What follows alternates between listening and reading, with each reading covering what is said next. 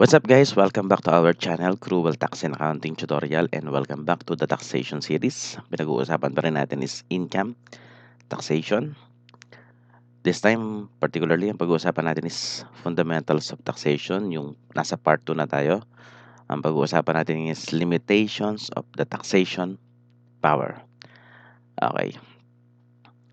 So, ano-ano nga ba yung mga pag-uusapan natin dito? So, lahat ng limitations of the power to tax. Kasi last time pinag-usapan natin, the power to tax is comprehensive, di ba? Unlimited, supreme, plenary. So this time, pag-usapan naman natin yung kanyang mga limitations. Okay. Una natin, ano-ano nga ba yung mga limitations of the taxation power? Okay. So, number one, we have inherent limitations. Meron din tayong tinatawag ng constitutional limitations. Ano ba yung mga inherent limitations? These are restrictions to the power to tax attached to its nature. Ibig sabihin, di ba, napag-usapan natin ng last time that the power to tax is inherent in every state, tama? Ibig sabihin, even without constitutional grant or any provision of the law na nagsasabi na pwedeng mag-tax ang isang government or isang bansa is meron talagang power every state to tax. Okay? Kaya lang, meron din naman tayong mga inherent limitations even though hindi sila directly uh, provided in our laws, dapat sundin itong mga limitations na to pertaining to the power to tax. Pero meron din tayong mga limitations na nakalagay mismo sa law, particularly in the Constitution. Kaya nga siya tinawag na constitutional limitations. Okay, so ito yung mga pag-uusapan natin. Okay, so ito yung ilan sa mga examples ng inherent limitations and constitutional limitations. Under inherent limitations, meron tayong public purpose, territoriality, international committee, exemption of the government, and non-delegation of the taxing power. So, isa-isahin natin yan later. Under the Constitution, ito naman yung ilan sa mga limitations. Okay, we have due process of law, equal protection of law, uniformity rule, progressive system of taxation, at mamaya mas marami kasi yan. So, pag-uusapan natin lahat dito yan. Okay. So, ano-ano nga ba yung mga inherent limitations? Okay, so unahin na natin. Number one, yung public purpose. Tax may be levied only for public purpose. Okay, kumbaga, yung kokolektahin ng government ay dapat gamitin lamang for public use. Ano ba yung public use na yun? It's for public welfare or for the common good. Ibig sabihin, hindi pwedeng i-appropriate ang taxes for any private purpose. It must be for the common good. Okay? Yung kalsada, di ba? Pwedeng gamitin ng lahat yan. Public schools, public hospitals, etc. Okay? At no law may be enacted to raise revenue for private purpose. Siyempre. Okay? So, hindi maa-approvean yan kapag ganyan. Okay? Second is that taxation power is limited to a state or government's territorial jurisdiction. Ibig sabihin, you can only demand taxes upon the subjects or residents within the territorial jurisdiction. Halimbawa, dito sa Pilipinas, the general rule, ang pwede lang natin i-tax yung mga resident citizens dito sa Pilipinas. Okay, that's the general rule. Ibig sabihin, i-tax mo lang kung sino yung nasasakupan mo. Parang ganon. Ngayon, bakit ganon? Bakit ang pwede mo lang i-tax is yung mga sakop mo, yung mga under mo. Okay?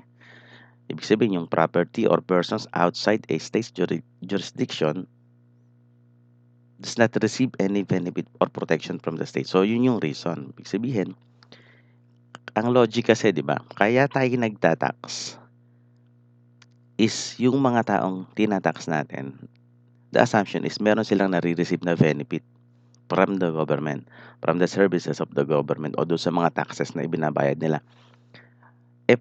Wala namang marireceive na benefit yung mga wala dito sa atin, hindi yung resident dito sa atin, yung mga hindi Pilipino in general, di ba? O kaya yung properties outside the Philippines. So, wala namang kinita ang government doon, di ba? So, wala rin ipinakinabangan sa government yung mga yan. So, generally, yung mga yan ay hindi dapat i-tax. Okay? Kaya lang minsan, di ba meron tayong halimbawa, si Manny Pacquiao. isang Pilipino.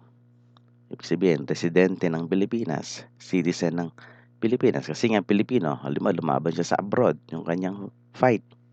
Okay, ang question, yun ba ay yung kinita niya sa ibang bansa, itatax ba natin yun? Ang sagot is yes. Okay, so merong mga ganong ruling. So pag-uusapan natin yan as we go along na even though doon niya kinita yan sa abroad, pero dahil siya isang resident and citizen of the Philippines, dito pa rin siya itatax. Pero generally, if your property is outside the Philippines and you are a non-resident of the Philippines, ibig sabihin hindi ka nasasakupan ng ah, Philippine government, hindi ka dapat tax. That's the general rule. Okay? So, number 3, taxation is subject to international committee. Ang tanong, ano ba itong tinatawag nating international committee na ito? So, this is the mutual recognition and respect by nations of the laws of another. Kumbaga, it is a common understanding between nations na yung batas nila, igagalang natin. Halimbawa, yung batas sa US, iginagalang natin. Yung batas sa Japan, iginagalang natin. Batas ng China, iginagalang natin. Ganon din naman sila. Okay? There is a mutual respect and recognition of other laws. Ngayon, pag-usapan natin, paano pag taxation laws? Ayan. So, tayo may taxation laws. Yung ibang bansa, maaaring may taxation laws. So, we give respect to that. Okay? Example, halimbawa, the Philippine government do not tax the properties and income of other governments. For example, yung embassies of foreign government na nandito sa Pilipinas, they are not subject to income tax and property tax. Okay, kumbaga, yung mga embassies kasi niyan is extension of that particular country na inilagay dito sa atin. Kumbaga, understood na between countries na pag meron gano'n yung embassies, ang magta-tax pa rin nun is yung country nila. Okay, ganun din naman tayo pag meron tayong embassy located abroad, hindi rin itatax ng ibang bansa yun, yung income ng mga Pilipino na nagtatrabaho doon, tsaka yung properties na yon. So, that is exempt from tax. Okay? In recognition of international committee. At kung sakasakaling merong treaties between countries as to tax laws, so we respect that. Okay? So, yun yung international committee. We respect other laws. In particular, taxation laws of other countries. Okay? Number 4, ito, general rule. Again, exemption of the government. Ibig sabihin, the income of the government, tandaan nyo ito, in the exercise of its essential function, is not subject to tax, including its property. So, sana napansin mo na ang tinutukoy dito, in the exercise of its essential function. Ibig sabihin, yung mga kinokolekta ng government na halimbawa yung sedula, and other fees na kinokolekta ng LGUs natin, for example, generally, they are not subject to tax. Hindi income yon. So, pero, sabi nga natin, ano? So, ang general rule, inuulit ko, exempt ang mga nare-receive ng LGUs. Yung mga ibinabayad ng kanyang mga residente, halimbawa, is exempt. Di ba? Wag mo, baga, yung government, hindi niya itatax yung sarili niya. Parang gano'n, 'di ba? Kasi nga, ang sistema diyan is kumolekta sila ng tax from the people para mapatakbo nila yung government, para mapatakbo nila yung LGU. Ibig sabihin, government na yung nagbabayad sa sweldo ng mga nandun sa LGU, si mayor at yung mga tauhan niya, 'di ba? So, anything na makokolekta nila, hindi yun income generating activity. Okay? It's the performance of the essential function of a certain government or the LGU, parang ganon. Kaya lang, lahat ba ng natatanggap ng LGU ay exempt? Okay, yun na. Okay, ito yung isang particular example. In Cebu, kung di ako nagkakamali, the town or yung municipality is Oslo. Meron silang butanding watching doon. Ibig sabihin, sila nagpapatakbo, yung LGU. Pag may pupuntang tao doon, syempre may bayad yung entrance fee or etc. Okay, ang tanong, pinapatakbo ng LGU yon, sa kanila napupunta yung mga collections. Ang tanong, yung ba ay taxable or exempt? Yan. Okay, ang isagot natin yan, yun bang gano'n ay essential function ng isang LGU? Yun ba talaga yung role niya kaya siya in-establish? Ang sagot, hindi. Kaya, in that particular case, yung BIR or particular the Commissioner of Internal Revenue, inassess yung municipality na yun, pinagbayad ng income tax and other taxes na dapat niyang bayaran. Bakit? Kasi yon ay isang income generating activity. Hindi na ito yung exercise of its essential function. So, therefore, that is taxable. Pero general rule, exempted ang government. Okay. And then number 5 is the rule of non-delegation of the legislative power or power of taxation. Kasi nga, di ba, exclusive kay Congress yung creation of law or tax laws. Okay, ibig sabihin, siya lang yung may kapangyarihan. Ganyan, general rule, hindi niya pwedeng i-delegate yan sa iba na, ikaw na gumawa ng tax law natin. 'Di ba? Kayo mag-formulate, 'di ba? Specifically nga, dapat ang all tax bills must originate from the House of Representatives sa baba, 'di ba? Doon sa kabila sa House of Representatives. At tapos ibabato sa Senate, tapos pag-uusapan nila yan hanggang sa ma-approve, mapirmahan ng ating presidente. So, ganun 'yon generally. So, hindi pwede yung i-delegate. Okay? However, meron tayong exceptions. Okay, ano 'yon? LGUs are allowed to exercise the power to tax under Section 5 of Article 10 of the Constitution. Okay, so may power sa LGU. Okay? Kaya nga ginawan sila ng Local Government Unit Code. May batas na wherein pwede sila mangolekta ng business tax and other taxes. Okay?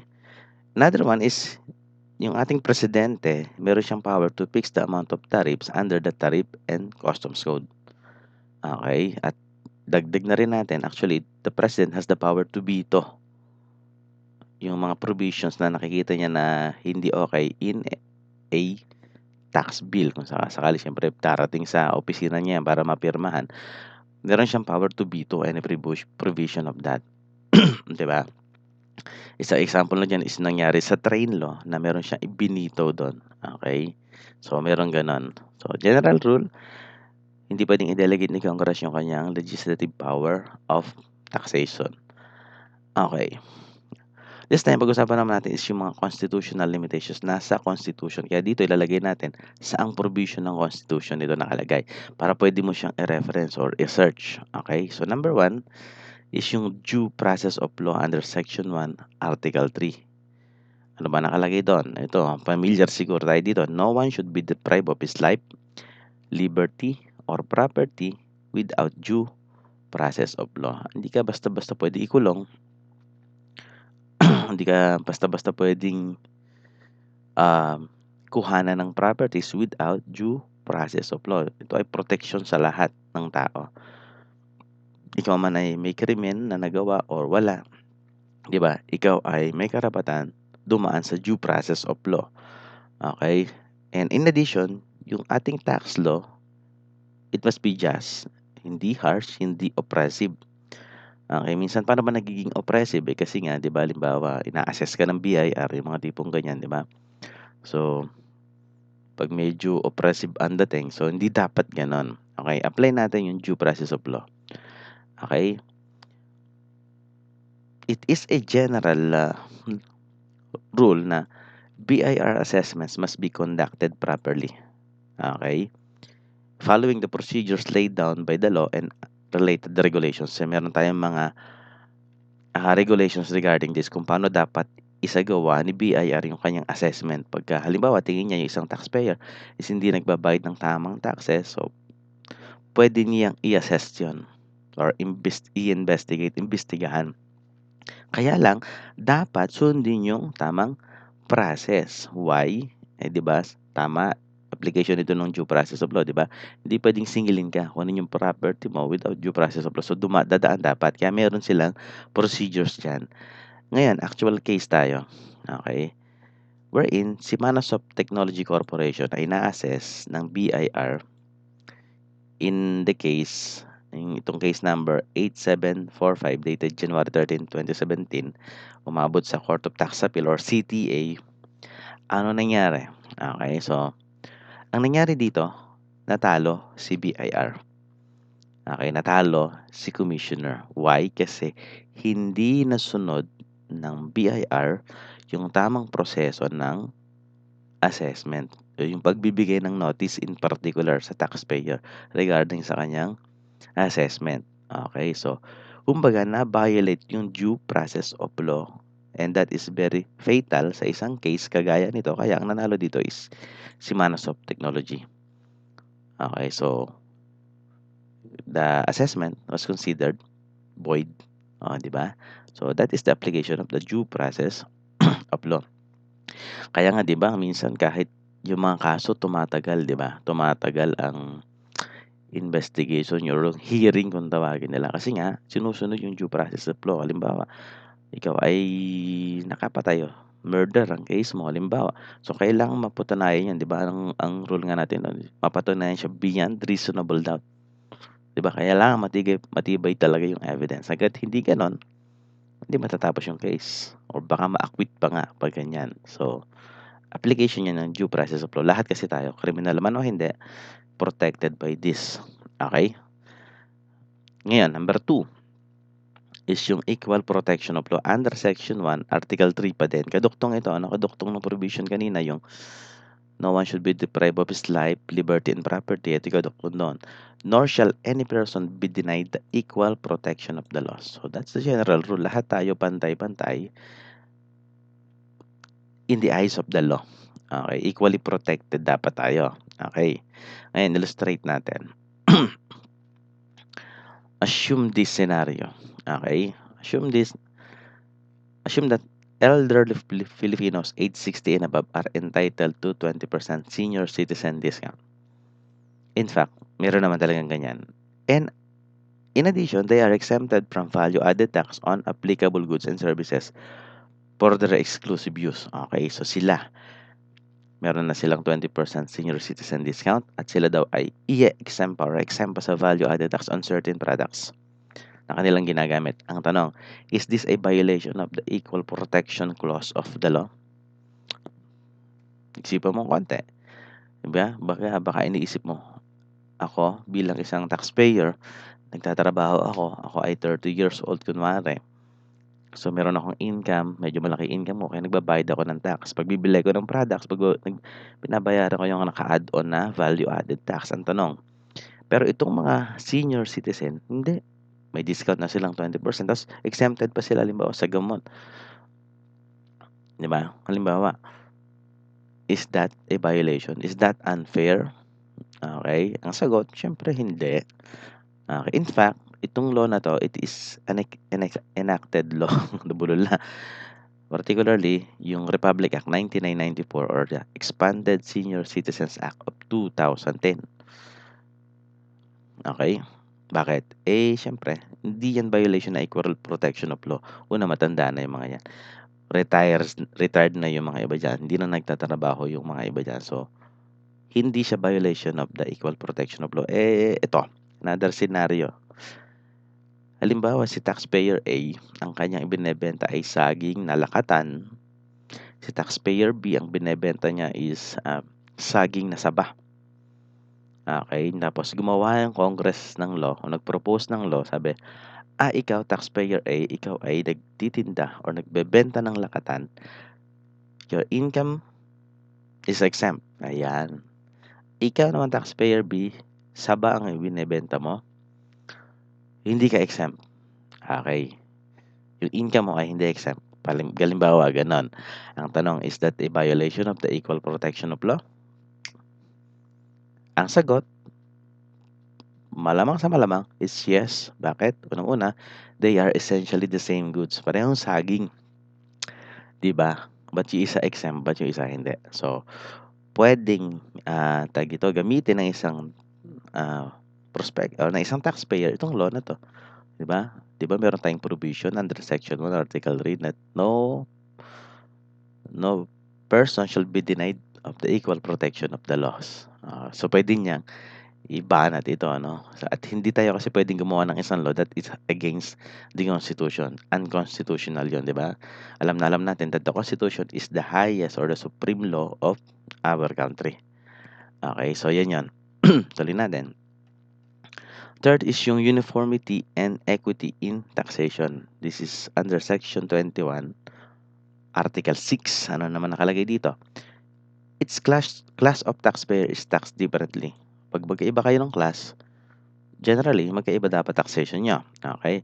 Pero, kung kayo ay under the same class, dapat matax kayo the same. Yung taxation nyo pareho.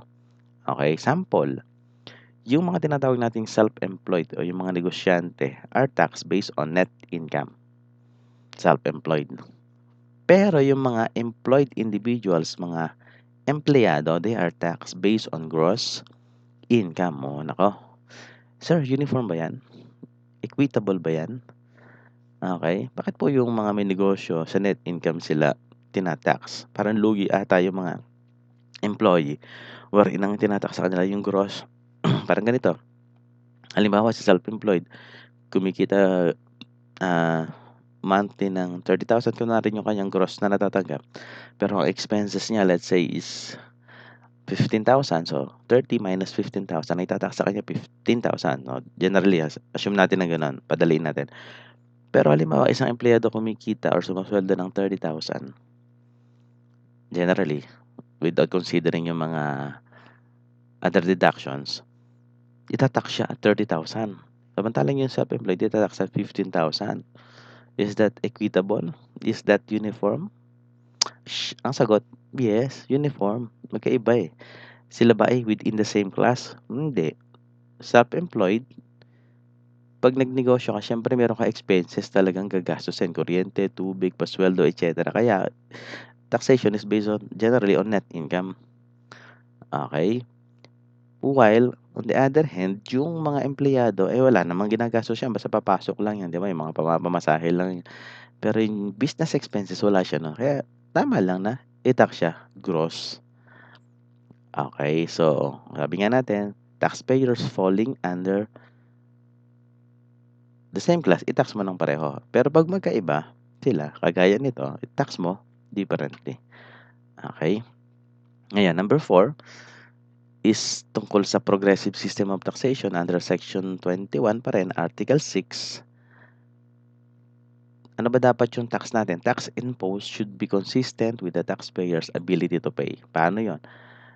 Tax rate increases as the tax base increases. Ibig sabihin, habang lumalaki income mo, generally, tumataas dapat yung tax na babayaran mo. At ganoon naman sa atin, generally, yung tinatawag nating income tax table, habang lumalaki yung income or taxable income, lumalaki rin yung rates mo. Okay? So, this is proper, yung progressive system of taxation. Hindi siya regressive. So, yun ang utos ng Constitution. That the Congress, pag sila igagawa ng batas or tax law in particular, ito dapat ay inconsistent with the taxpayer's ability to pay. Progressive. Okay? Sir, wala ba tayong taxes na hindi progressive? Meron. Meron. Yung flat rate, meron tayong mga ganon. Kaya lang, yun yung mga indirect taxes. Ang pinutukoy dito, for direct taxes, it must be progressive. Okay? Yan. So, madadaanan pa natin yan sa mga ibang topics natin. Okay? Next is yung number 5, non-impairment of the obligation and contract. This is under Section 10 or up of Article 3. Okay? Ano sinasabi dito? Taxation power or taxing power cannot alter existing rights and obligation under valid contracts. Napaka makapangyarihan ng contracts. Okay? It is supreme sa taxation power. Okay? Halimbawa, a taxpayer enjoying contractual tax exemption is protected by the non-impairment clause. Halimbawa, si BIR ay ikaw ay pumasok sa isang agreement, pumayag si BIR, you entered into a contract na ikaw ay exempted. So, hindi pwedeng pag mayroong bagong law, is mababaliwala. Halimbawa, may bagong law na i-disregard yung exception mo or exemption mo, hindi pwede yun. Okay? Ibig sabihin, yung contracts nyo will still be valid. Okay? Kasi kontrata yung between you, the taxpayer, or the BIR. So, hindi pwede yun ma-supersede or mabaliwala ng any succeeding law. Parang ganyan. Okay? Pero syempre, hindi absolute yan. Okay? Hindi absolute yan. Sabi nga dito, the non-impairment clause is superior to the power of taxation. So, ganun katindi ang power ng contract. Okay, so pag gusto mong pag-aralan yan, so sa Law on Obligations and Contracts, doon yan. Okay. Number 6 is non-imprisonment for non-payment of poll tax. Section 20, Article 3. Ano ba yung poll tax? Ito yung tinatawag natin community tax. Ano ang pinaka familiar na example dito is, ang pinaka-familiar na example dito is sedula. Kapag di ka nagbayad ng sedula, hindi ka makukulong. Nandyan yan sa Constitution. Okay? So, ang sedula, binabayaran natin yan sa ating municipality. Doon natin hinihingi yan, di ba? Para sa mga empleyado, we have to provide that sa ating mga employer annually. Usually, January, hinihingi na nila yan kasi meron silang ipe-prepare. Di ba? So, pag di ka nagbayad yan, hindi ka makukulong. That's under the Constitution. Next is the non-impairment of the jurisdiction of the Supreme Court. Ayan. So, the Supreme Court is the highest court in the country. So, ito ay nasa Section 5, Paragraph 2 of Article 8. Sir, paano yan? All cases involving taxes can be raised to and decided by the Supreme Court notwithstanding the existence of the Court of Tax Appeal. Meron tayong particular para sa taxpayer wherein doon nila pwedeng dalhin yung cases regarding taxes. Yun yung Court of Tax Appeals. It is a special court dedicated for that. Paano sir yun? Pag-desisyon na sa CTA, talo na si taxpayer. Tapos na ba yung laban niya? Hindi na ba niya pwedeng i-appeal yun to a higher court? Ang sagot, pwede. Saan? Sa Supreme Court. Kaya, ibig sabihin, kahit na napag-desisyon na sa CTA na ganito, pwede niyo pa rin dalhin sa Supreme Court. At may mga cases na nababaliktad pa yung mga results, 'di ba? Yung decision pag dinala sa Supreme Court. So, ganyan katindi yung Supreme Court. They can decide on that notwithstanding ano man yung naging decision or existence ng Court of Tax Appeals. Okay? Next is 8. Pre-exercise of religious profession and worship is superior to the power of taxation under Section 5, Article 3. So, religion ang pinag-uusapan natin. So, kung religion, so taxation, medyo maiisip ito yung mga abuloy, yung mga handog ng mga miyembro. Okay? Ang sabi kasi sa Constitution, ano ba sabi sa Constitution? The free exercise and enjoyment of the religious profession, bulol, and worship shall forever be allowed. Hindi pwedeng masira yan. It is forever allowed. That's under the Constitution. Paano yung mga abulo, yung mga inihahandog? Okay, yung mga offerings. Okay, taxable ba yun? Sagot, they are exempt from taxes. Okay, so ganun yun. Okay, kasi hindi naman income yun. 'Di ba? Abuloy nga ang tawag eh. Handog nga ang tawag, offering nga, tithe nga ang tawag eh. Okay? So, that is non-taxable. Number 9, no public money or property shall be appropriated, paid, or employed for religious purposes under Section 29, Article 6. So, ito naman, hindi tayo pwedeng yung kinolekta natin taxes from the public is i-appropriate natin for any sect, religion, o kaya sa mga religious leaders, i-appropriate or doon natin dahil hindi pwede yun. Bakit? Di ba ang rule natin, it must be for public purpose. Okay. Number 10, exemption from real property taxes or taxation of properties directly used for religious, charitable, and educational purposes. Ayan yung specific law, Section 28, Paragraph 3 of Article 6. Property tax ang pinag-uusapan natin. Yung ginagamit for religious purposes, charitable or educational purposes, yung kanilang properties exempted yan sa tax. Particularly, sa property tax. Kaya lang, the basis of exemption is yung actual use. Doon mo ba talaga ginamit for religious purposes, for charitable purposes, or for educational purposes? Doon mo ba talaga ginamit? Okay. Huwag kang magbayad ng real property tax. Paano ko yung ibang portion ginamit niya for commercial use? So, magbayad ka ng property tax for that portion. Ganun yan. Okay? So, it must be directly and exclusively used for such purposes. Okay? Sana maliwanag sa atin yan. Number 11, exemption of non-stock, non-profit. Ayan na, non-stock na, non-profit pa. Educational institutions from taxes. So, this is non-profit under Section 4, Paragraph 3 of Article 14. Okay? Ano yun? All revenues and assets of this organization shall be exempt from taxes and duties. Kasi nga, non-stock, non-profit. Non-profit na tapos itatax mo. Di ba? Okay? So, lahat yan. All revenues and assets. Ngayon, number 12. Ratification requirement on tax exemptions. Halimbawa, nag-iisip ng gumawa ng isang law ang Congress regarding tax exemption or exemptions.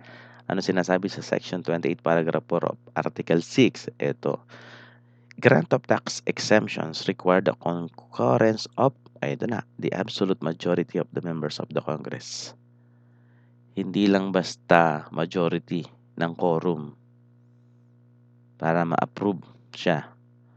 Okay? Dapat yung absolute number of the Congress or the members of the Congress, dapat yung absolute majority nun ang makadalo. Ganun katindi pag exemption ang ipapasa natin. Okay, it must be ratified by the absolute majority of the members of the Congress. Lahat. Okay, di ba usually kasi sa meeting, pag may quorum, pwede na kayo magsimula. Halimbawa, 10 kayo.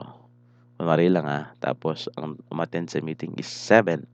O pwede na, may quorum na pwede na kayo mag-meeting. Ngayon, pag may pinagbotohan kayo doon sa yung kayong 7 na naka-attend, yung majority halimbawa nung umattend, halimbawa 5 bumoto yes, yung 2 no, panalo yung yes. Pero sa may ratification requirement of tax exemption, dapat ang requirement, 'di ba 10 kunwari 10, dapat at least 6 or majority yung nakabote or yung nag-ratify. Ganun, absolute, based on absolute majority. Okay. Number 13, tax measures, revenue, and tariff bills shall originate in the House of Representatives under this, Section 28, Paragraph 4, Article 6. Ibig sabihin, lahat ng tax law dapat, yung proposal for tax law mag-originate sa House of Representatives. Hindi pwedeng from Senate to House of Representatives. Dapat from the House of Representatives to Senate. Mga senador, congressman, sa kalipunan ng mga congressman, doon dapat mag-originate ang tax bill. Okay? Pero halimbawa, nag-originate sa House of Representatives, binato sa Senate, binasa ng Senate, nagkaroon sila ng sarili nilang version, binabasa House of Representatives, pwede ba yun? Pwede naman. Tapos pag-usapan nila, ano yung ma-approve talaga doon. Okay? Tapos pag na-consolidate na nila, yun yung papapirmahan nila sa President. Basta ang rule, all tax laws must originate from the House of Representatives. Number 14, tax collected for special purpose shall be treated as a special fund. Sabihin, kung kaya mo kinolekta yon at in-announce natin na yun ang purpose niya, dapat gawin natin yung special fund at must be used for such purposes only. Ngayon, halimbawa, nangolekta tayo ng, kuwari lang, tig-piso sa lahat ng Pilipino, gagamitin to fight COVID, kuwari ganyan. So, yung makokolekta na yan is dapat fund for COVID only. Paano sir kung halimbawa nakabili na ng nabili na yung mga dapat bilhin for COVID, ibig sabihin nagamit na. May natira pang fund. Ayun. Pag may natirang fund, ibubulsan na ba yun? Gagamitin na ba? Hindi. Ililipat na yan sa general fund. ng government. Ang sinasabi lang, 'pag nangolekta ka for special purpose, gamitin mo siya para do'n, sa purpose na 'yon. Okey? Okey, so sana marami tayong natutunan diyan. Okey, thank you for watching. Continue supporting our channel, Cruel Tax and Accounting Tutorial. Like, subscribe, paki-share, at watch out pa sa ating mga kasunod na videos.